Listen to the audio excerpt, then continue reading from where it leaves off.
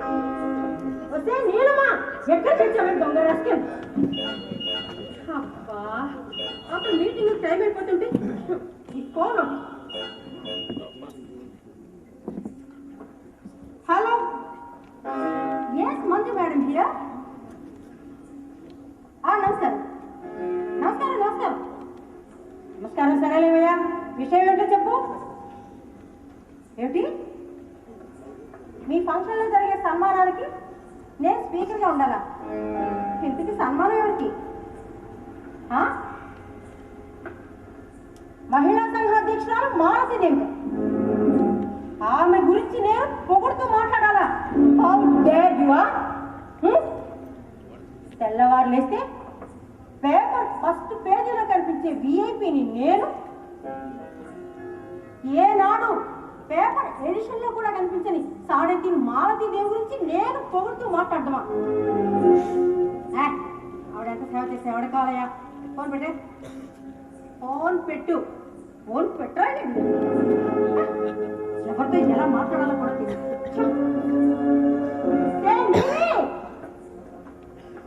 నేనమేదండి. సరే, నేను పంపిస్తే మిమ్మల్ని ఎందుకు అడుగుతాను?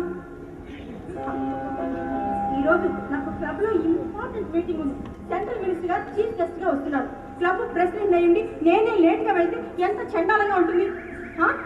పైగా ఈరోజు ఆ టీవీ, ఈ టీవీ, మా టీవీ, యూటీవీ అన్ని టీవీల వాళ్ళు మా ప్రోగ్రామ్ అంతా కవర్ చేస్తున్నారు.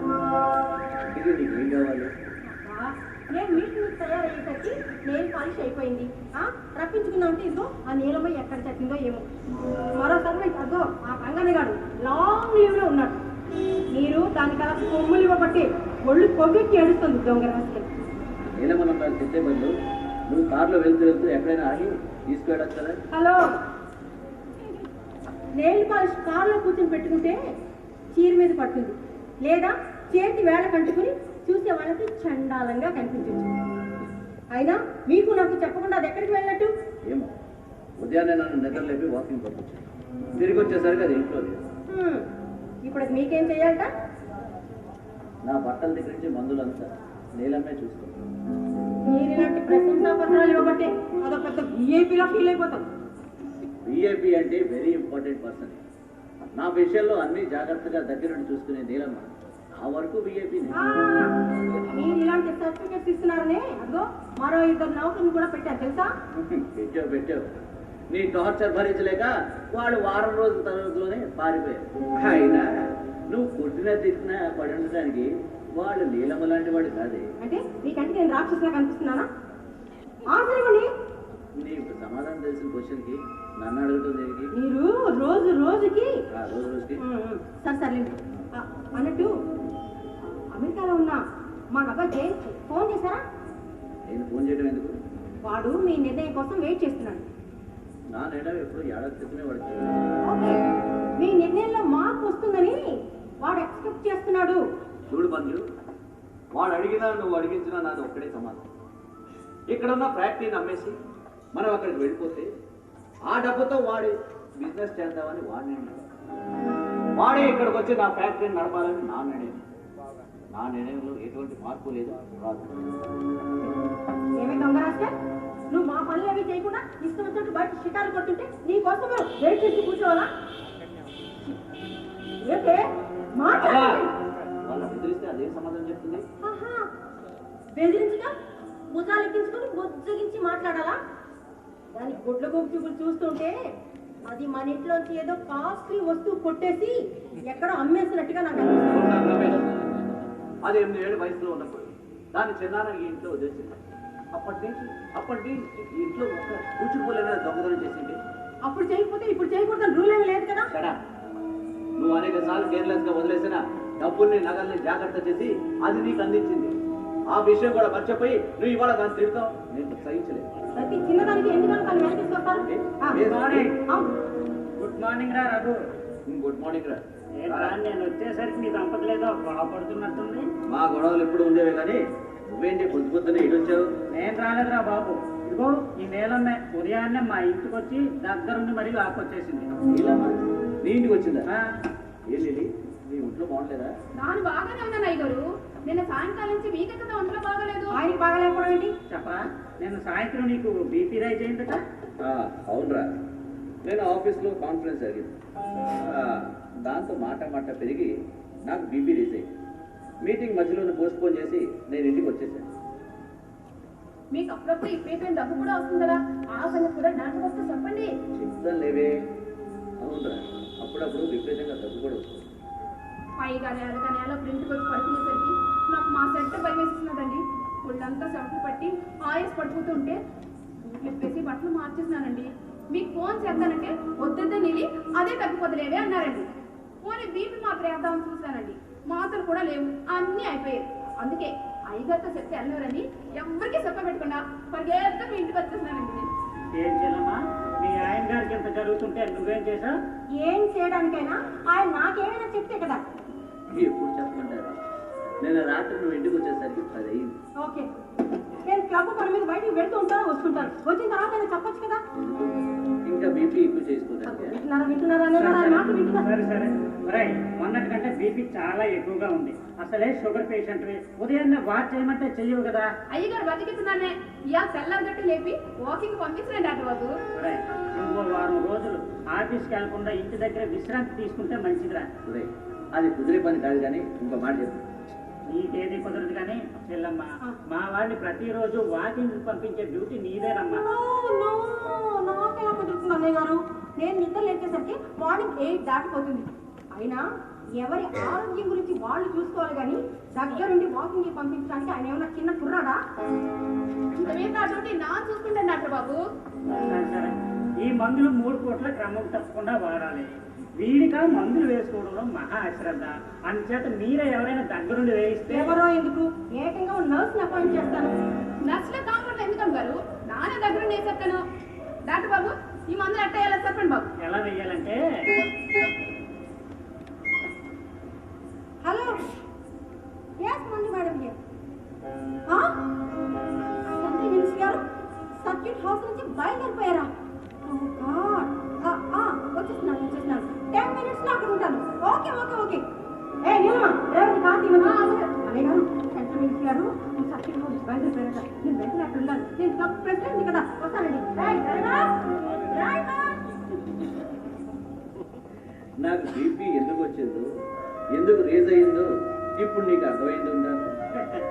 నాకు అర్థమైంది ఒక్కటి కాదురా, 3 కారణాలు. నంబర్ 1, నువ్వు నీ ఫ్యాక్టరీ అన్నేసి అమెరికా వెళ్ళవు, నీ కొడుకు అక్కడి నుంచి ఇక్కడికి రాడు. నంబర్ 2, నీ పాలన విషయంలో మీ ఆవిడికి శ్రద్ధే లేదు. నంబర్ 3, నీకు మందులు వేసుకోవడంలో మహా అశ్రద్ధ. నీ బీపీ పెరగడానికి ఇన్ని కారణాలు ఉన్నాయిరా. ఇక నీ ఆరోగ్యం అంతంత మాత్రంగానైనా ఉంది అంటే ఇదిగో ఈ నీలమ్మ చూపించే శ్రద్ధే అందుకు కారణం. అదేం లేదు కానీ డాక్టర్ బాబు, ఈ మందులు ఎట్టేయాలో చెప్పండి. చెప్పొచ్చే, నీకు చూస్తే ఒక్క ముక్క చదువురాదు.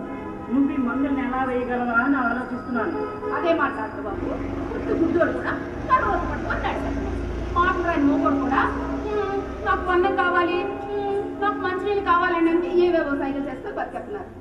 ఆలుపైలు ఆలుకున్నట్టే నా ఉపయోగం నాకు ఉన్నాయి డాక్టర్ బాబు. చెప్పండి. Very good very good. ఒరే రాఘు, ఓ మంచి సర్వెంట్ దొరకడం కూడా గొప్ప అదృష్టమేరా.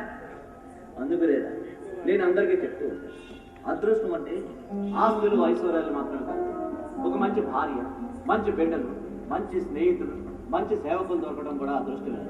బట్ ఫార్చునేట్లీ ఆర్ అన్ఫార్చునేట్లీ నాకు మంచి స్నేహితుడు దొరికాడు, అంతకన్నా మంచి ఒక సేవకురాలు దొరికాడు. అదే లేదు కానీ డాక్టర్ బాబు ఎట్టేయాలో చెప్పండి. ఎలా వేయాలంటే ఉండండి బాబు, ఇప్పుడే వస్తాను. మళ్ళీ అంటే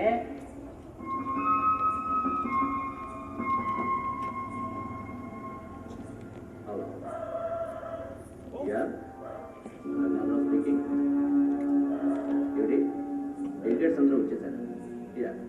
I'm just coming with in 15 minutes. Okay. ఈ ఒక్క రోజైనా ఇంటి దగ్గర విశ్రాంతి తీసుకోరా. లేదు, నిన్న పోస్ట్పోన్ చేసిన మీటింగ్ ఇవాళ కంటిన్యూ చేయకపోతే ఎక్కడెక్కడ వచ్చిన డెలిగేట్స్ అందరూ అప్సెట్ అవుతారు. సో ప్లీజ్ ప్లీజ్ లేదు. నీ మాట నీదే మాట, ఎవరి మాట వినవు కదా. Carry on carry on. ఇప్పుడు చెప్పండి బాబు. చెప్తాను కానీ ఈ రంగు కాగితాలు ఎందుకే? వీటితో సమాన పని కానీ మీరు చెప్పండి బాబు. సరే, ఈ మాత్రలు ఉదయం టిఫిన్ అయిన తర్వాత ఒకటి, టిఫిన్ అయిన తర్వాత ఒకటి, ఉదయం టిఫిన్ అయిన తర్వాత ఈ క్యాప్సూల్స్ అదే గొట్టం మాత్రం మధ్యాహ్నం భోజనం అయిన తర్వాత, మధ్యాహ్నం భోజనం అయిన తర్వాత లంచ్ అంటాం కదా, ఈ మాత్రలు రాత్రి పడుకునే ముందు వెయ్యాలి. రేత్రి పడుకునే ముందు మర్చిపోకే. హలో, ఆపరేషన్ అంతా రెడీ అయిందా? సరే, ఇప్పుడే వస్తున్నాను. క్షమించండి డాక్టర్ బాబు, ఆసుపత్రికి వెళ్తున్న మనిషి నాకు వచ్చినాను. మీరు పదండి బాబు. సరే, అయ్యగారు వస్తేనే వెళ్ళానని చెప్పు. అలాగే.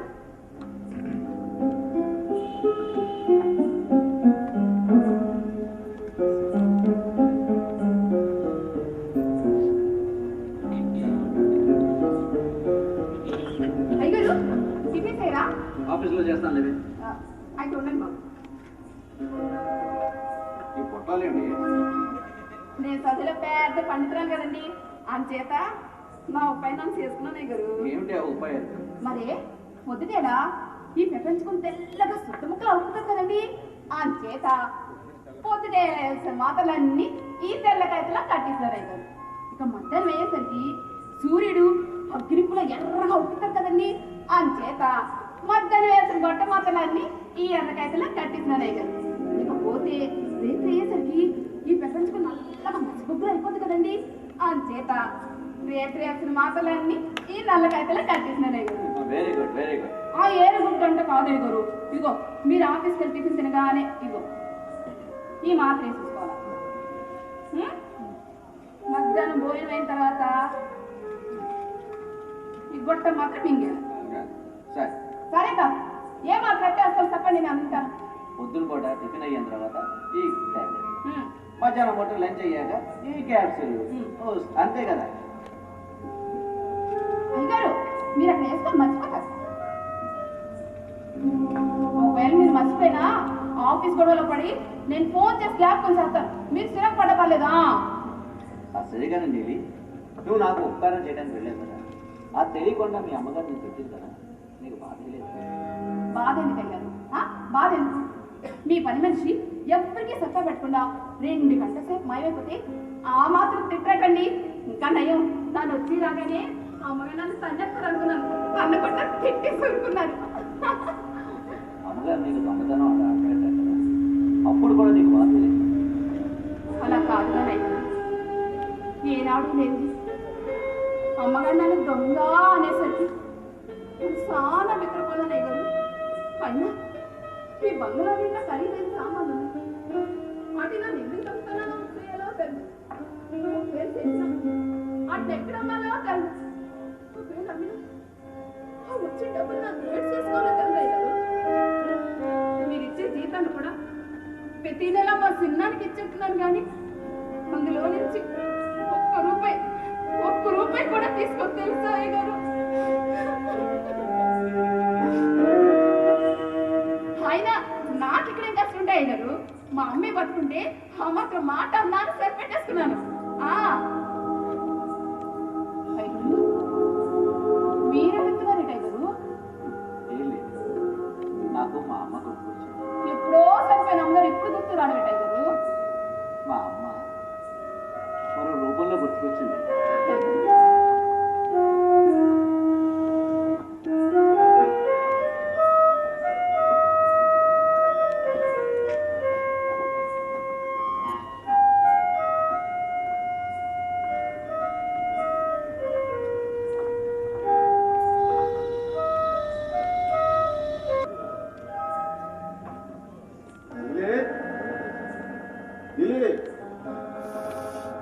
నీలమ్మా, ఓ నీలమ్మా,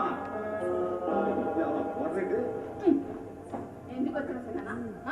ఫస్ట్ తారీఖు నాడు వచ్చి నా జీతం అంత అట్టుకెళ్ళిపోతున్నాను కదా, మళ్ళీ ఎందుకు వచ్చావు? నువ్వు వెళ్తున్నానా? ఎప్పుడు చూసినా గత మాట ఏంటే చూడు, మొన్న పక్షానికి నీకు సంగతి చూసెట్టాను, దాని సంగతి ఏం చేసినా చెప్పినావు కాదు. ఆ సంగతి అప్పుడే చెప్పేసాను కదా. ఆ సమాధానం నాకు అసలు నేను చెప్పాను కదా. నచ్చాల్సి నాక నీక నేను ఆనాడు చెప్పేసాను. అయ్యాడు నీకు నచ్చింది అది ఏంటి నచ్చింది అని మాట దండాలి. బాగున్నావు? బాగున్నాడు ఏదో ఇలాగా నెత్తి వెళ్ళిపోతున్నాను. ఎందుకు ఏ పని మీదకి వచ్చారు? ఏదో మీరు చిన్న పని పడి వచ్చానండి. ఏమిట్రా పని? ఆ సంగతి ఏంటంటే ఇదిగో, పరిగెత్తా సంగతి సప్న పెట్టి బుద్ధి రాకపోతే. అయ్యో ఇలాగే ఇలా విసుక్కుంటున్నామని పెద్దయ్య గారు చెప్పి నిన్ను ఒప్పిద్దామని చెప్పి వచ్చాడు. నీలమ్మ జీతం ఫస్ట్ తారీఖునే పడేశాను కదా, మళ్ళా ఎందుకు తగలటం? జీతం గురించి కాదమ్మ గారు, దాని పెళ్లి గురించి మీతో మాట్లాడుతూ వచ్చినాను.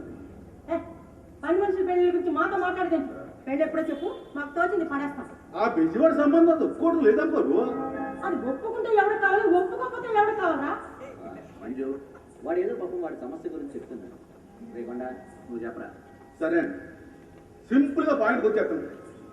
దానికి బెజ్జివాడితో సంబంధం వచ్చింది. కుర్రూరు ఆటో డ్రైవర్ అంటే డబ్బులే బాగా సంపాదిస్తున్నాడు. దానికి ఏమో సంబంధం నచ్చడం లేదు. ఆటో డ్రైవర్ కాకపోతే కార్ల కంపెనీ ప్రొపరేటర్ దిగొస్తాడు ఏమిటి ఏంటంటాను. బా మంజు, నువ్వు వాడు దానికి ఇష్టాలు ఉంటాయి కదా. నువ్వు చెప్పు నీది, ఆ సంబంధం ఎందుకు వద్దా? ఏ కుర్రాడు నీకు నచ్చలేదా? అసలు ఆ కుర్రాడు నన్ను చూడలేదే గురు. చూడకుండానే ఎందుకు వద్దానవి?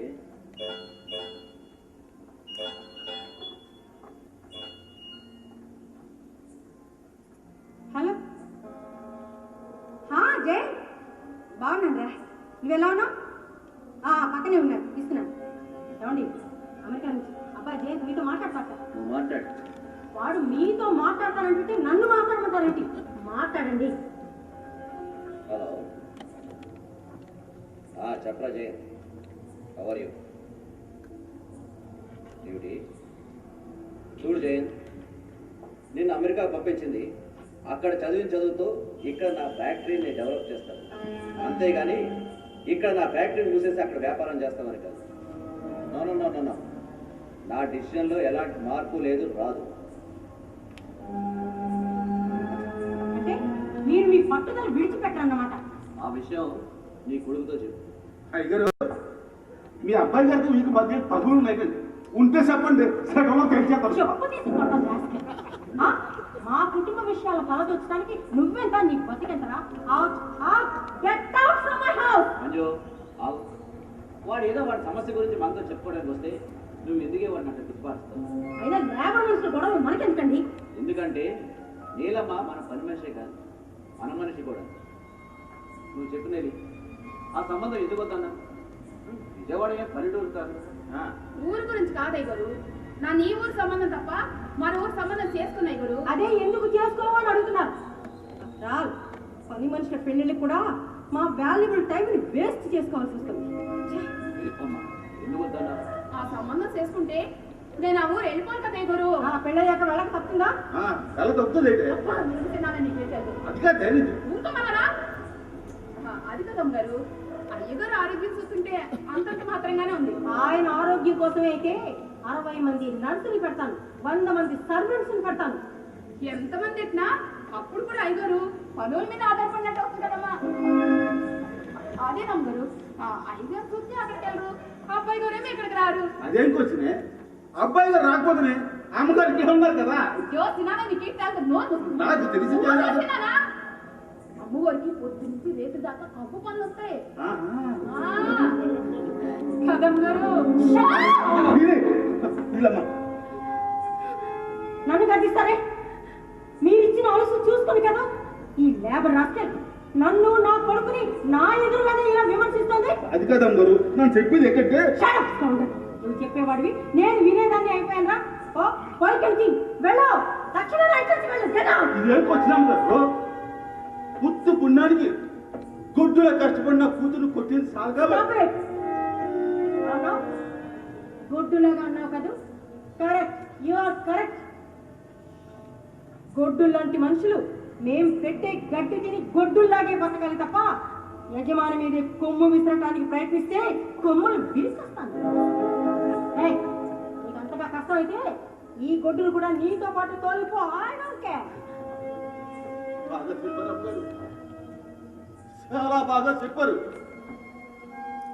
రాత్రాడుగా పగలంట మీ ఇంట్లో పడి సాకిరీ చేసినందుకు దాన్ని గొడ్డు కింద జమకట్టేసినారు.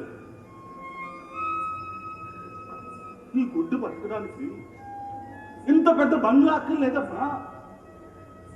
తొట్ల పాకంట ఇటు చాలు ఇటు చాలు. పదే నీళ్ళు పదే పదే మన ఇంటికి పోదాం పదే. రాను, నువ్వు వెళ్ళు. అది కాదే నాకేదో ఛాన్స్ కాక నిన్ను ఇంట్లో పనికెట్టాను ఏం కానీ చేసినా కదా అంతకు నీ డ్యూటీ అయిపోయినది. నేను ఇక్కడే పెరిగింది, ఇక్కడే సత్తాను. పెట్టేసరికి కొట్టి అరిసలు ఉంటుంది కానీ నీకుండా వెళ్ళు. నీవేంటి చెప్పేది నువ్వు అర్థం చేసుకో. అన్ని సమయంగా జరిగింది.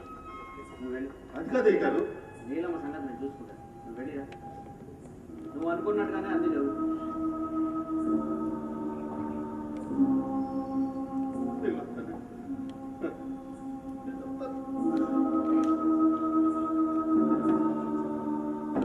మంజు, నువ్వు అర్థం లేని ఆవేశంతో ఓ అమాయకురాలను పట్టడం ఏం బాగోలేదు. ఇది అర్థం లేని ఆవేశమా? నాది అర్థం లేని ఆవేశమా? ఈ లేబర్ మనిషి నా అంతటి వీఐపీని నా కొడుకుని పట్టుకుని అన్ని మాటలు అంటుంటే మీరేం చెయ్యాలి? తను జుట్టు పట్టుకుని బయటకు వెళ్తాను లేదా ఇక్కడే నరికి పారేయాలి. అలాంటిది ఈ లేబర్ మనిషి మాట 10 సార్లు లేబర్ మనిషి అని దాని అంటాం. ఆ మాటకు వస్తే నువ్వెవరో ఒక్కసారి గుర్తు చేసుకో. నువ్వు కూడా ఒక క్లాస్ 4 బంట్రోత్ కూతురువి. పేద కుటుంబంలో పుట్టి పెరిగి నేను చేసుకుంటే నన్ను నా కుటుంబాన్ని జాగ్రత్తగా చూసుకుంటాను అనుకున్నాను. కానీ నీకు నడమంత్రం సిరి పట్టేసరికి నన్ను, నా భవిష్యత్తుని, నా ఆరోగ్యాన్ని నీలం మీద వదిలేసి నీ ఇష్టం వచ్చినట్టు ప్రవర్తిస్తున్నావు. ఎదుటి వాళ్ళ గురించి మాట ఊగే ముందు నువ్వు నీ గతాన్ని చూసుకో. అక్కర్లేదు. బంగారం మట్టిలోనే పుట్టొచ్చు, కానీ ఒకసారి మట్టిలోంచి వచ్చిన బంగారం మహారాజు గారి మకుటంగా మారిన తర్వాత మళ్ళీ దాని నేటివ్ ప్లేస్ గురించి ఆలోచించక్కర్లేదు. నువ్వు నీ గురించి ఎక్కువగా అంచనాలు వేసి గర్వపడటం మంచి లక్షణం కాదు మంజు. నా గురించి నేను తక్కువగా అంచనా వేసుకుని బాధపడడం కూడా మంచి లక్షణం కాదనుకుంటాను.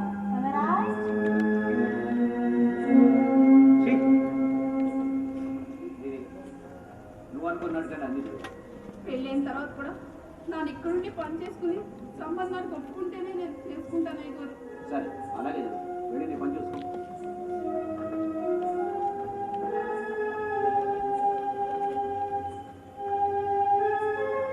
దేశానికి వచ్చాక తాజ్మహల్ చూసిన కళ్ళతో ఆ తాటాకులు కుంపలు చూస్తున్నట్టుందిరా. అదే కానీ అవన్నీ తర్వాత చెప్తాను కానీ ఓకే 5 నిమిషాలు నేను అక్కడ ఉంటాను. ఓకే, వస్తున్నా.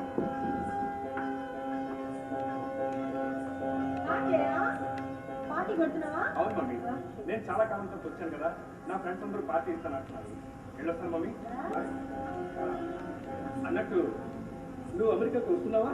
రావా? ఏమిటోరా, ఇక్కడ మనుషులు చూసి చూసి బోర్ కొట్టేసింది అనుకో. అయితే అమెరికాకు వచ్చి అమెరికా భూలోక స్వర్గం లాంటిది. నాకు రావాలనే ఉంది, కానీ ఇదిగో మీ నాన్నగారు ఒక్కరిని వదిలేసి నేను వచ్చేస్తే ఇక్కడ నలుగురు ఏమనుకుంటారో అని. మన కోసం బతకాలి కానీ ఎవరి కోసం బతకూడదు. ఈ లోకం ఈ లెక్కల కోసం, ఇలాంటి లెక్కల కోసం మనం ఆలోచించుకోండి. ఇప్పుడు నువ్వు వస్తున్నావా లేదా? సరే, ఆ విషయం ఆలోచిద్దాం కానీ ఆ టాపిక్ డాడీతో ఆ టాపిక్ మూవ్ చేస్తావా? అదెందుకు మూవ్ చేయడం? నేను వస్తున్నాను వారం రోజులు కింద చెప్పాను కదా. చెప్పావు అనుకో, కానీ ఒకసారి నువ్వు మూవ్ చేస్తే మంచిది కదా. అదేదో నువ్వే చెప్పు మమ్మీ. నువ్వే అడుగు మమ్మీ. ఎవరు అడిగినా ఎవరు అడిగించినా నాది ఒక్కడే సమాధానం. రే జయంత్, నేను అమెరికాకి చదువు కోసం పంపించాను. ఆ చదువు పూర్తయి ఇక అందరం కలిసి ఒకటోనే ఉండాలి. అదేనండి నేను చెప్తున్నాను. మీ ఇద్దరు కలిసి అమెరికాకు వస్తే అందరూ కలిసే ఉండొచ్చు. రే, మనం ఉండవలసింది ఎక్కడో పరాయి దేశంలో కాదు. ఈ ఊళ్ళో, ఈ రాజ్యంలో, ఈ దేశంలో, ఈ ఇండియాలో, మన ఇండియాలో. ఏంటండి మన ఇండియా తెగ చంపేస్తున్నారు. ఈ ఇండియాలో ఏముందండి ఇక్కడ ఉండడానికి? ఏముందని 122 కోట్ల మంది జనాభా ఇక్కడ బతుకుతున్నారు. ఆ జనాభా ఒకటే కనబడుతుంది, ఇంకా అంతకన్నా గొప్ప ఏం లేదు ఇక్కడ. మీరు ఒకసారి అమెరికా రండి, 6 నెలలు చూసి ఊరంతా తిరగండి, అప్పుడు తెలుస్తుంది. ఏం తెలుస్తుంది? అమెరికా ఎంత గొప్ప దేశమో. మీరు 62 ఏళ్ళు జీవితాన్ని గడిపినా ఇంత దిక్కుమాల ఇండియాలో ఎందుకు గడిపానా అని మీరే పడతారు. 4 రోజులు అమెరికాలో ఉండవలసిన నీలాంటి వాళ్ళందరికీ ఇండియాను ఒక దిక్కుమాల ఇండియా అంటే ఒక ఫ్యాషన్. మరో దేశాన్ని చూసి నా దేశం ఎంత హీనమైందని ఆలోచించేంత నీచ సంస్కారిక ఆంధ్ర ఈ రఘునాథ్. అమెరికాలో చదివిన నీలాంటి మేధావులందరూ తన మేధస్సుని మన దేశ అభివృద్ధి కోసం ఉపయోగిస్తుంటే మన దేశం ఎప్పుడో అగ్ర దేశాలకి అప్పిచ్చే స్థాయికి ఉండేదిరా. మరీ అంత మూర్ఖత్వంగా మాట్లాడతారేంటండి?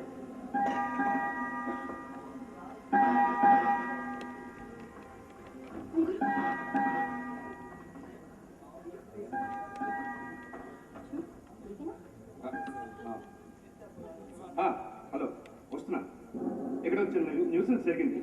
ఓకే ఓకే, వస్తున్నా.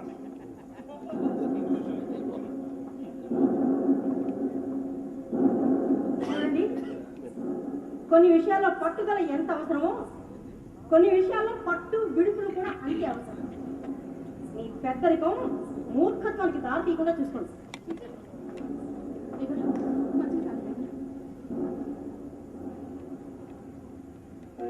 మిమ్మల్ని ఆవేశానికి పోదని డాక్టర్ బాబు మరీ మరీ చెప్పారు కదా ఇవ్వరు. నిప్పుల కొండ మీద కాలు పెట్టినప్పుడు కాళ్ళు కాలకుండా ఉండవులేదు. ఒకప్పుడు అనుకునేవాడు మేము ముగ్గురం బతకడానికి ఎంత పెద్ద బంగళా అవసరమా అని. కానీ అనుబంధాలకి ఆప్యాయతలకి దూరమైన నాలాంటి శ్రీమంతుడు ఏడ్చే ఆక్రమణకు వినపడకుండా ఉండాలంటే ఇలాంటి బంగ్లా అవసరమేనని ఇప్పుడు అనిపిస్తుంది. ఏమో బాబు, మిమ్మల్ని చూస్తూ ఉంటే నాకు చాలా భయం వస్తుంది. ఎందుకైనా మంచిది ఈ పూటకి ఈ కింది గదిలో పడుకోండి బాబు. నన్ను ఇక్కడే వరండాలో పడుకుంటాను. అర్ధరైతే కానీ ఏ అవసరం వచ్చినా నన్ను పిల్లండి బాబు. జాగ్రత్త బాబు. రండి.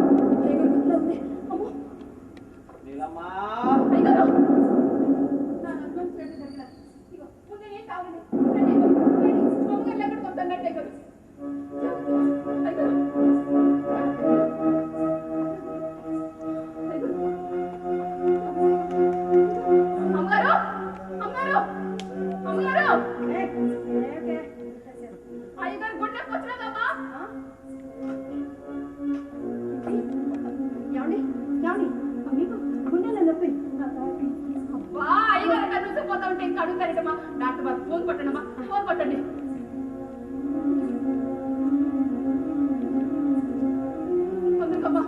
Hello hello, hello అంటట్లేదే.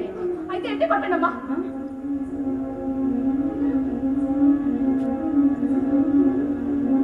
Hello hello, ఎవరు ఫోన్ తీయట్లేదే. అమ్మా, డాక్టర్ బాబు ఇల్లు నాకు ఎలా తెలుసు. ఐఫోన్ తీసుకెళ్ళిపోతారు. రండమ్మా రండి. కానీ డ్రైవర్ లేడే. మీకు డ్రైవింగ్ వచ్చు కదమ్మా. అమ్మో, నాకేదో గండ ఉందని జ్యోతిష్యులు చెప్తే 10 ఏళ్ల క్రితం నుంచి నేను డ్రైవింగ్ మానేసని. డ్రైవింగ్ నాకు చచ్చిపోయింది. ఎలా? అయ్యో, ఇప్పుడు ఎలాగమ్మా? అమ్మా, చిన్నబాబు ఆర్టీ నుంచి వచ్చేసి ఉంటారు. రండమ్మా, వెళ్ళి లేకొట్టండి. రండి. జయా, జయా, జయా, నాన్నగారికి సడన్గా హార్ట్ అటాక్ వచ్చింది. హాస్పిటల్ తీసుకెళ్ళాలి. నన్ను ఇక్కడికి లాక్కొచ్చావు. నాన్నగారికి హార్ట్ అటాక్ వచ్చిందా? అర్జెంటుగా హాస్పిటల్ వెళ్ళాలి. కార్ తీ. నేను కార్ తీయాలా? నేను అసలే నిలబడలేని పొజిషన్ లో ఉన్నా. నేను కార్ తీస్తే మనం వెళ్ళేది ఆసుపత్రి కాదు, ఎవరిని గుద్దేసి అందరం పైకి పోతాం. నేను తీను. అయ్యో బాబు, అట్ట అంటారండి బాబు. అక్కడ గుండెక్క విలువలు ఆడిపోతుంది. ఎవరు అంటున్నారు? మీ కన్న తండ్రి. ఎదండి బాబు, ఆలస్యం చేస్తే పేనాలకే ప్రమాదం. ఎనండి బాబు, ఇంట్లోకి వెళ్ళి ఆ నీళ్ళు బాబు మంచి అనుకుంటాడు బాబు. ఆఫ్టర్ ఆల్ పని మనిషివి నువ్వు నా చేపట్టుకుని నాకు సలహా ఇస్తావా?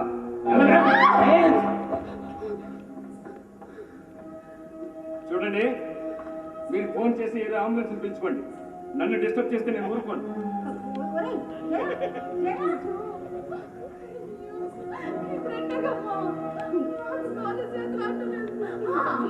డాక్టర్ బాబు నాకు ఎలాగో తెలుసు కదా. నేను పరిగెట్టుకుని వెళ్ళి డాక్టర్ బాబు నాకు వచ్చేస్తాను. అవి కొన్ని మీరు చూస్తూ ఉండండి అవి కొన్ని చూస్తూ ఉండండి. పొద్దునే అర్ధరాత్రి అందులోను నువ్వు ఒంటరిగా ఆడపిల్లవి నాకేం భయం లేదు అయ్యగారు. మీరు బతకాలన్న కోరికే నా గుండెకు ధైర్యాన్ని ఇస్తుంది, నా కాళ్ళకు బలాన్ని ఇస్తుంది. మీకేం కాదు అయ్యగారు, మీకేం కాదు. నా వెళ్ళి డాక్టర్ బాబు నాకు చూస్తూ ఉండండి. డాక్టర్ బాబు నాకు చూస్తాను, డాక్టర్ బాబు నాకు చూస్తాను, డాక్టర్ బాబు నాకు చూస్తాను.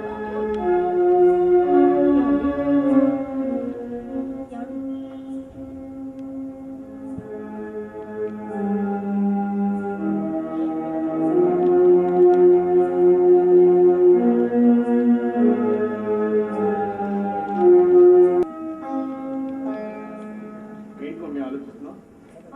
అబ్బే ఏం లేదు. చూడు మమ్మీ, నేను ఇక్కడికి వచ్చి వారం రోజులైంది. మీరు నా బిజినెస్ గురించి ఏమి నిర్ణయించలేదు. నేను వెళ్ళిపోతాను. ఒరే ఒరే ఒరే ఒరే కంగారు పడుకురా, కంగారు పడుకు. కంగారు పడుకు. అయితే నువ్వు నాన్నగారితో మాట్లాడతావా? నిజంగా మాట్లాడతావా? ప్రామిస్?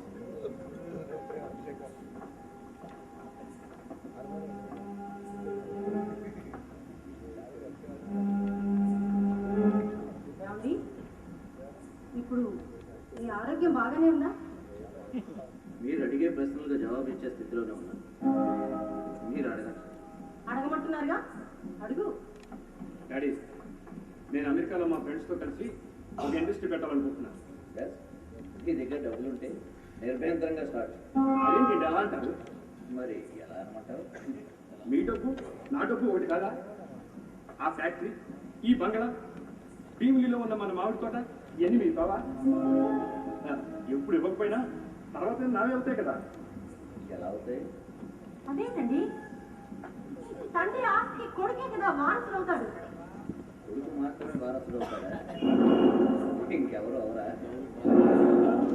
ఎలా ఉందిరా నీ ఆరోగ్యం? రారా, బాగుందనే కదరా నీ డాక్టర్ నన్ను డిశ్చార్జ్ చేశారు.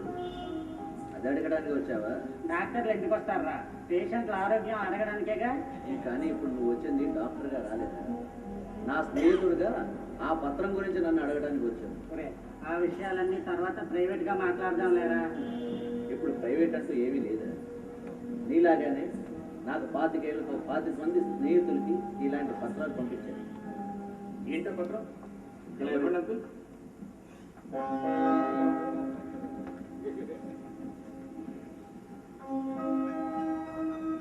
మమ్మీ, ఇది నాన్నగారు లెటర్ మీద రాసిన ఉత్తరం.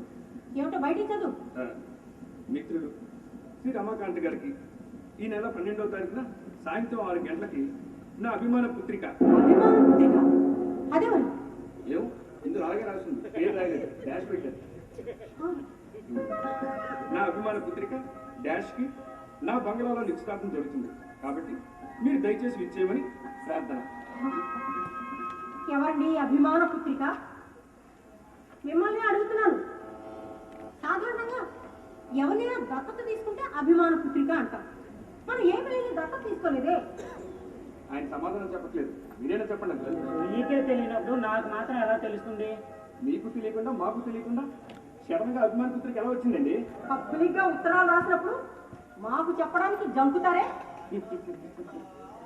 నేను ఆ భగవంతుడికి నా అంతరాత్మకి తప్ప ఇంకెవరికి భయపడు. భయపడకపోతే ధైర్యంగా చెప్పొచ్చు కదా.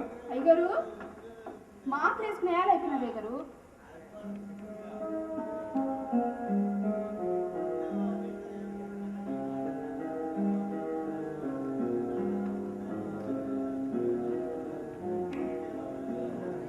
నిశ్చితార్థం రోజున చెప్పవలసిన మాట ఇప్పుడే ఇక్కడే చెప్తున్నా.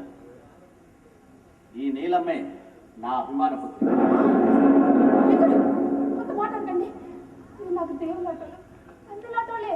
కానీ నాన్న మీ బిడ్డను చెప్పడం తగను బాబు. నాకు అర్హత లేదు బాబు, నాకు అర్హత లేదు. నువ్వు భయపడక లేదు.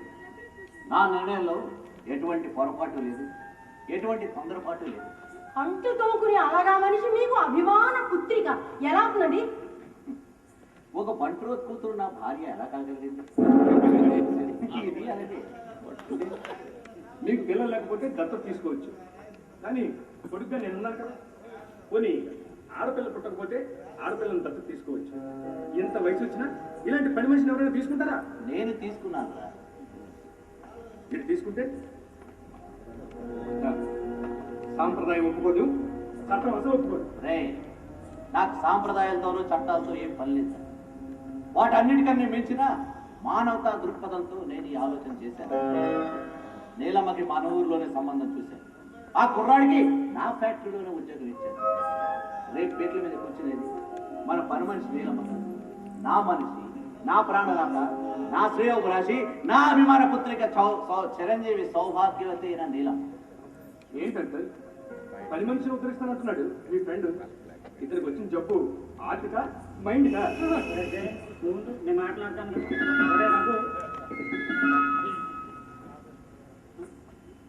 యాక్సిడెంటా? సరే, ఇప్పుడే వస్తున్నాను. రేపు ఉదయం వచ్చి అన్ని విషయాలు మాట్లాడతాను. తొందరపడి ఏ విషయం అసలే హార్ట్ పేషెంట్. రేపు వచ్చి అన్ని విషయాలు మాట్లాడతాను. వస్తానమ్మా. ఇప్పుడు చెప్పండి, నీలమ్మని దత్తత తీసుకోవాల్సినంత అవసరం ఏమొచ్చింది అని అడుగుతున్నాను. నేను చెప్పే వరకు నీకు తెలియకపోవడం నా దురదృష్టం. నువ్వు నా భార్యమైనా నీ పాపులారిటీ కోసం, నీ ప్రెస్టీజ్ కోసం నా ఆరోగ్యాన్ని అంతా నిర్లక్ష్యం చేసి నీలమ్మ మీద వదిలేసి నన్ను పూర్తిగా అశ్రద్ధ చేశావి. ఆ అశ్రద్ధ అలక్ష్యం నుంచి ఈ అవసరం పుట్టుకొచ్చింది. రేపు నువ్వు నీ కొడుకుతో కలిసి అమెరికాకు వెళ్ళిపోతే నేను ఆస్తులను అనాథగా మిగిలిపోతాననే భయంలో నుంచి ఈ బాధ్యత గుర్తుకొచ్చింది. నీకు బాధ్యత గుర్తుకొచ్చింది. దాన్ని దత్తత తీసుకుంటూ నీ బాధ్యత. కానీ కొడుకుని నేనున్నా. ఇలాంటి పని మనుషుల్ని, ఇలాంటి వాళ్ళని తీసుకోవడానికి నీకు అభ్యంతరం? రే, అందుకనే దాన్ని నా మనిషిగా మార్చుకున్నాను. అలా మార్చడం వల్ల పని మనిషిని గౌరవించినట్ట, లేక మీ కొడుకు స్టేటస్ తగ్గించినట్ట? రెండో కాదు. అంటే మీ దృష్టిలో మీ ఇద్దరు సమానమేనా? సమానం అని నేను ఎప్పుడు అన్నాను? నాకు నీకంటే ఈ నీలమ్మ ఎక్కువ. Yes! నీ డాడీ గారిని మాట్లాడుతున్నాను. మంచితనం, మానవత్వం లేని ఇలాంటి వాడు నా కొడుకుగా పుట్టడం నాకు దురదృష్టం. నగిచే చక్కెర నాగరికంటే మళ్ళీ నేను లేని మానవత్వంతో ఉన్న ఈ నీలమ్మ నా కూతురుగా పుట్టలేదు ఎందుకా అని నేను బాధపడుతున్నాను. అదృష్టవంతే ఆస్తులు ఐశ్వర్యాలే కాదురా. ఒక మంచి భార్య, ఒక మంచి బిడ్డలు, ఒక మంచి స్నేహితుడు, ఒక మంచి సేవకురాలు దొరకడం కూడా అదృష్టమేరా. కానీ నాకు సేవకురాలు మించిన స్నేహితుడు దొరికాడు, స్నేహితుడికి మించిన సేవకురాలు దొరికింది. కానీ ఇప్పుడు మేము మీకు ఏం చేయలేదని అలా హెచ్చరిస్తున్నా. ఇలా ప్రశ్నించుకున్నాక ఆత్మవిమర్శ చేసుకునే భార్య దొరకకుండా నాకు దురదృష్టం. ఎప్పుడు హక్కుల గురించి మాట్లాడటమే తప్ప బాధ్యతల గురించి ఆలోచించిన వాడే ఇలాంటి కొడుకు దొరకటం నాకు ఇంకా దురదృష్టమే. అంటే మీకు నేను నన్ను కన్నడ మీకు రే, నువ్వు ఏం చేయలేదు అని చెప్పండి చాలా ఉన్నాయి, కానీ నువ్వు ఏం చేసావా అని చెప్పండి నీ దగ్గర ఒక్క కారణం ఉందా? నేను నా ప్రాణపై స్థితిలో ఉంటే నువ్వు తప్పదాగేసి ఇంట్లో పడుకున్నావే కానీ నేను ఏం చేయలేదు నీకు తెలియదు. అది పని మనిషి అండి, అందుకే అలా చేసింది. అలా చేయటం దాని బాధ్యత. అంతేగాని అదేమి సాయాలు త్యాగాలు చేసేలేదు.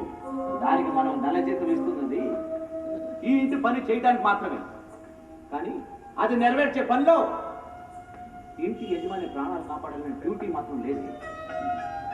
అంటే చెప్పు మమ్మీ, నువ్వే చెప్పు. ఎస్, నీలమ్మ నా అభిమాన పత్రిక. By all means.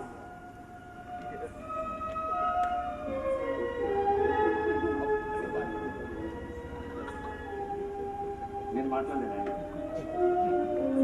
మీరు మాట్లాడలేదు. నువ్వే చెప్పు మమ్మీ. అభిమానం ఉంది కదా, ఆస్తులు 5 పైసలు. భీమిలిలో ఉన్న మామిడి తోట నేను నీలమ్మకి పుట్టింటి వారు ఇచ్చిన పసుపు కుంకుల కింద రాసి పని మనిషికి మామిడి తోట రాసేస్తా ఉంటున్నారు. ఇంకేమైనా పిచ్చా పెర్రా? నువ్వు చేసే నిర్ణయంలో పొరపాటు లేనప్పుడు నువ్వు ఏం పేరు పెట్టుకున్నావు నాకు అనవసరం. అయిపోయి అంత మాట్లాడుకుంటే అయిపోయి నాను మీ బిడ్డను చెప్పుకోవడం సగం బాబు. నెల జీతానికి పనిచేసి పని మనిషి కోసం మీరు మీ కన్న కొడుకు గొడవ దిక్కండి బాబు, గొడవ దిక్కండి. నాకు మీ ఆస్తి అక్కర్లేదు. జీవితాంతం మీకు సేవ చేసుకుని బతికితే నా జీవితానికి అదే గొప్ప. మమ్మీ నంగ నచ్చకపోతే చెప్పా ఉంటే నరికి పారేస్తాను జాగ్రత్త. దానికోసం బయటకు వచ్చి సెల్లాగా దాపించావు కదే. మమ్మీ నువ్వు ఆగు మమ్మీ.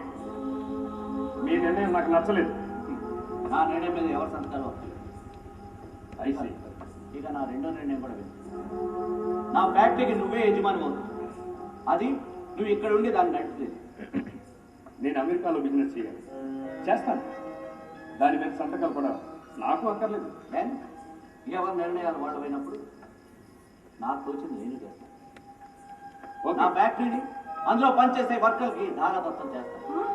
ఇన్నాళ్ళు నా ఫ్యాక్టరీ అభివృద్ధి కోసం పనిచేసే కార్మికుల కుటుంబాలైనా నా పేరు చెప్పుకుంటాయి. నీకే పిచ్చి పట్టిందా ఏంటండి? మమ్మీ నువ్వు ఎంత అడిగినా ఈ విషయం ఆగదు. చూడండి, ఇదేనా మీ ఆఖరి నిర్ణయం? Yes, this is my last and final decision. Okay okay okay. Mister Kerlampudi Venkata Raghunatharao. ఏమిటా మీ డాడీ పేరు పెట్టి పిలుస్తున్నావా? ఏ నీ మొగుడిని పేరు పెట్టి పిలిస్తే ఆశ్చర్యపోతున్నావా? రేపు కోర్టులో కూడా ఇలా పిలుస్తారు. నా నిర్ణయాన్ని ఛాలెంజ్ చేస్తూ నువ్వు కోర్టులో కేసు వేస్తున్నావు అన్నమాట. నేను వేయలేదు, నీ మూర్ఖత్వం వల్లే నువ్వే వేయించుకుంటున్నావు. No no no, this is too much నా. ఏంటి టూ మచ్? నేను బతికొండగా ఎవరికో దిక్కుమాల వాళ్ళకి ఆస్తి రాసేస్తానంటే అది టూ మచ్ కాదా? సరే సరే, అవన్నీ 4 గోడల మధ్య తెలుసుకోవాల్సిన విషయాలు. కానీ ఈ విషయాలు కోర్టుకు వెళ్తే ఆయన గారి పరువు ప్రతిష్టలు ఏమవుతాయో ఒక్కసారి ఆలోచించు. నా గురించి ఆయన ఆలోచించరు. ఆయన పరువు ప్రతిష్ట గురించి నేను ఎందుకు ఆలోచించాలి? చూడు, అదేదో ఆయన తెలుసుకోమని. అవును, హక్కుల గురించి బాధ్యతల గురించి నువ్వు కోర్టుకు వెళ్తే ఆ తీర్పు కోసం నేను భయపడతాను నువ్వు అనుకుంటే అది నీ మూర్ఖత్వం అవుతుంది. ఆస్తి కోసం నువ్వు కోర్టుకు వెళ్తే మానవత్వానికి వారసత్వానికి మధ్య తేడా ఏమిటో అని నేను కోర్టు వారిని మొరబెట్టుకుంటాను. మానవత్వం లేని కొడుకు వారసత్వానికి ఎలా అర్హుడు అవుతాడో అని నేను కోర్టును అడుగుతాను. రక్తం పంచుకుని పుట్టిన కొడుకుని నేను వారసుని కదా? నెల జీతం తెచ్చుకున్న పనులు వర్కర్స్ వాళ్ళు ఎలా వారసులు అవుతారో నేను అడుగుతాను. అవునండి, చాలా మంది మంచి చేసో మాయ చేసో డబ్బు సంపాదించి భార్య పిల్లలు చేతికిస్తారు. కానీ మీరేమిటండి జీవితాంతం కష్టపడి సంపాదించిన డబ్బుని అలాగా జనానికి ధారకొస్తా ఉంటారు. భార్యలు కొడుకుని రోడ్డు మీద నిలబెడతా ఉంటారు.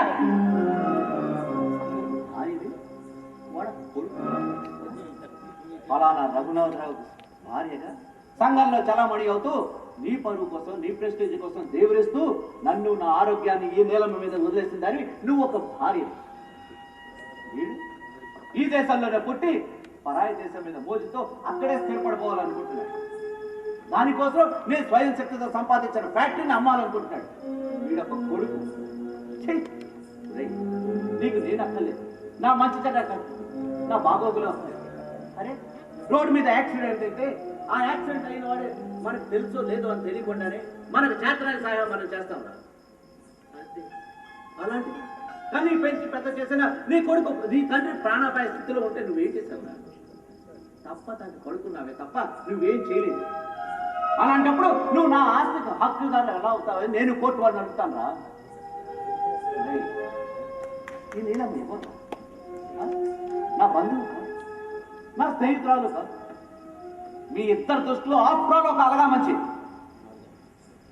మనం ఇచ్చే 300 రూపాయల జీతం కోసం అది ఒక తల్లిలాగా ఒక చెల్లిలాగా ఒక తోబుట్టలాగా ఒక కూతురులాగా రాత్రింబౌడు నాకు సహాయం చేసిందిరా. నన్ను పెళ్లి చేసుకుని పరాయి ఊరికి వెళ్ళిపోతే నా ఆలన పాలన ఎవరు చూస్తారు అని ఒకే ఒక్క కారణంతో మంచి సంబంధం వదులుకుందిరా. అది నిన్న కాకమన్న నాకు హార్ట్ అటాక్ అయితే అది అర్ధరాత్రి అని ఆలోచించలేదురా. ఆడది అని సంకోచించకుండా 4 కిలోమీటర్ల దూరం పరిగెత్తుకెళ్ళి డాక్టర్ని పిలిచి నా ప్రాణాన్ని కాపాడిందిరా. అది చేసిన మమకారానికి ఎంత విలువ కడతావురా? ఒక పని మనిషి చూపించలేని మానవత్వం కూడా నువ్వు చూపించలేనప్పుడు నువ్వు నా కొడుకు ఎలా అవుతావు? అసలు నువ్వు మనిషి ఎలా ఉంటావు అని నేను కోర్టు వాడిని అడుగుతాను. ఏమిటండి, ఏదో చిన్న గొడవ వచ్చినంత మాత్రాన వాడు మీ కొడుకు కాకుండా పోతాడా? ఉద్యోగం సరిగ్గా నెరవేర్చలేని ఉద్యోగిని యజమానికి తీసే హక్కు ఎలా ఉంటుందో బాధ్యతల్ని సరిగ్గా నెరవేర్చలేని కొడుకుని నా కొడుకు కాదు అనే హక్కు నాకు ఉంటుంది. పిచ్చి పిచ్చిగా మాట్లాడకండి, పిచ్చి పిచ్చిగా మాట్లాడకండి. అరే భర్తని వాళ్ళు ఉంటాడు, రేపు పోతాడు.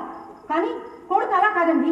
పైగా మనకున్నది ఒక్కగానొక్క కొడుకు. ఆ ఒక్క కొడుకేనే నన్ను కోర్టుకి ఈడుస్తాను దాంతో ఆ సంబంధం కూడా తెగిపోయింది. ఇప్పుడు వీడు కేవలం నా దృష్టిలో ఒక దేశద్రోహి మాత్రమే. నేను దేశద్రోహినా? What nonsense you're talking? నీ ఇష్టం వచ్చినట్టు మాట్లాడుతున్నావు. నన్ను ఆపుతావేంటి మమ్మీ? ఆయన ఎలా మాట్లాడుతున్నావు చూస్తున్నావుగా? ఆయనకే చెప్ప. ఒకప్పుడు కట్టుబట్టలతో ఈ ఊరికి వచ్చి మెల్లమెల్లగా ఒక ఫ్యాక్టరీ స్థాపించి అందులో ఒక 1000 మందికి ఉద్యోగాలు ఇచ్చే స్థాయికి ఎదిగాను. నువ్వు విదేశాల్లో చదువుకునే చదువు ఇక్కడ మరొక 1000 మందికి ఉపాధి కల్పిస్తావని నేను ఆలోచించాను. కానీ నువ్వు నా ఫ్యాక్టరీని అమ్మేసి ఎక్కడో విదేశాల్లో వ్యాపారం వెలగబెడతావు అనుకున్నావు. అది దేశద్రోహం కాదా? అలా చేస్తే నా ఆశయాన్ని చంపేసినట్టు కాదా అని అడుగుతాను. అది ఎలా అవుతుంది? అమెరికాలో కూడా వర్కర్స్ కి ఉద్యోగాలు ఇప్పిస్తాం కదా. రే, నువ్వు ఆలోచించవలసింది ఎక్కడో పరాదేశం డెవలప్ చేసుకోవడం గురించి కాదురా. ఇక్కడ మన ఫ్యాక్టరీ డెవలప్మెంట్ గురించి ఆలోచించాలి. ఎక్కడికైనా అక్కడే లాభాలు ఎక్కువ వస్తాయండి. డబ్బు అంటే మీకు చేదా? డబ్బు అంటే ఎవరికి ఇచ్చేది కాదు జయంత్.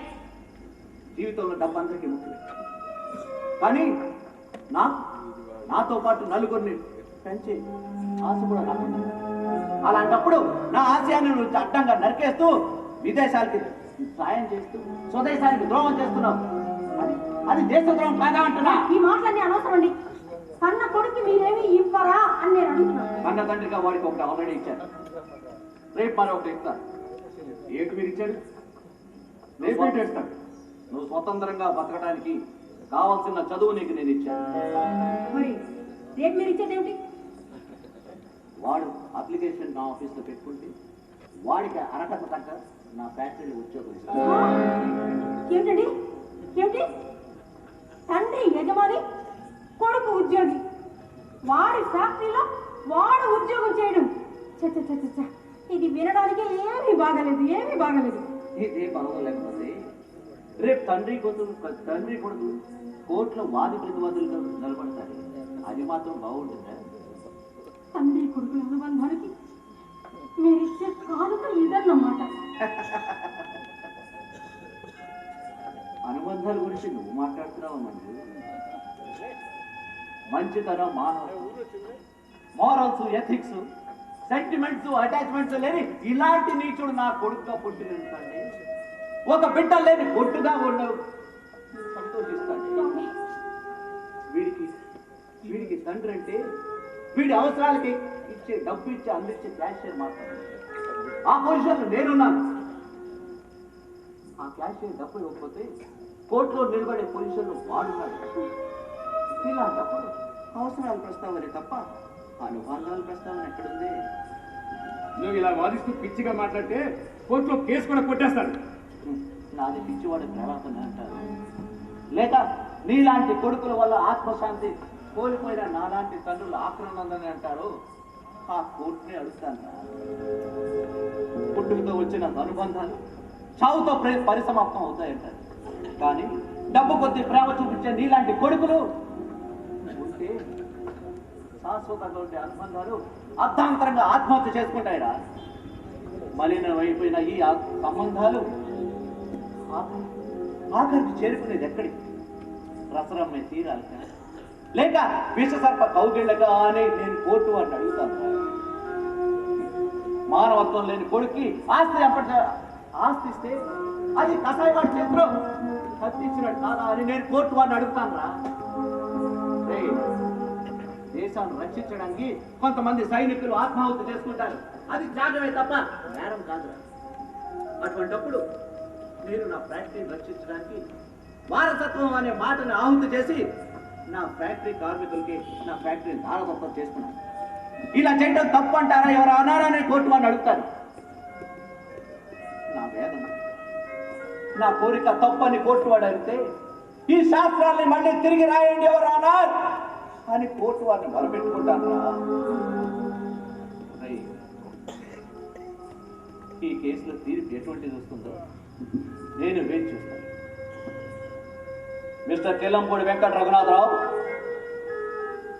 నీకు నా ఫ్యాక్టరీలో ఉద్యోగం కావాలంటే రేపు నీ అప్లికేషన్తో నా ఆఫీస్కి రా. లేదా నా మీద నువ్వు కేసే వేయాలనుకుంటే నేను వచ్చి నిన్ను కోర్టులో కలుస్తాను.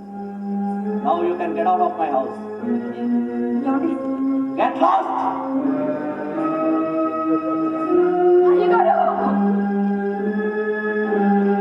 ఇది శ్రీకృష్ణ తెలుగు థియేటర్ ఆర్ట్స్ న్యూఢిల్లీ వారి నాటిక మానవత్వానికి మరో కోణం